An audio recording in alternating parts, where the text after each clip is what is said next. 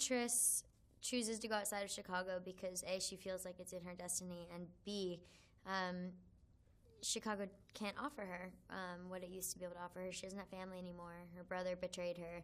She has four, but politically and socially and economically, the entire system is breaking down.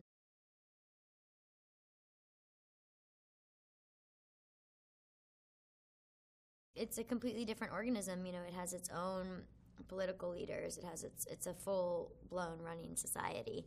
And I think when Triss and Four enter, they're a little bit hesitant of it, and yet also very keen on the luxuries that come with a world that's not war-torn, and come with a world that's functioning and has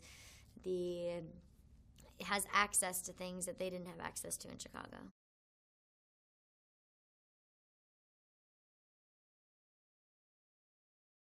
The pure are people who are genetically pure, meaning that their genes have not been altered by scientists in a lab. And the damaged are people whose genes, whether it was from their direct parents or their ancestors, their genes have been manipulated by genetic engineering.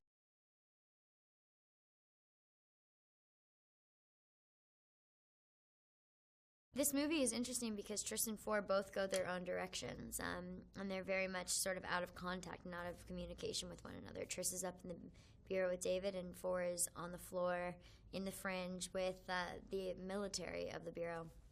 And they both see different sides of who this David person is, and that creates distance between them because Four has one idea and Triss has another idea, and they can't seem to come to an agreement.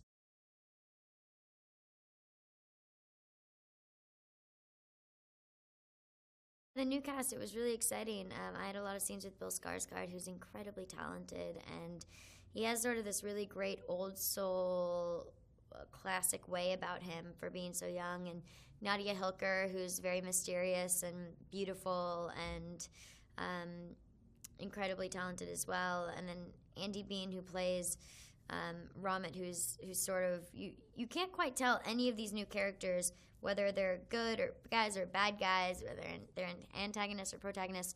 And then Jeff Daniels, who plays David, his character is quite mysterious as well because you don't really know what he's vying for, like what drives his vision and what drives his purpose.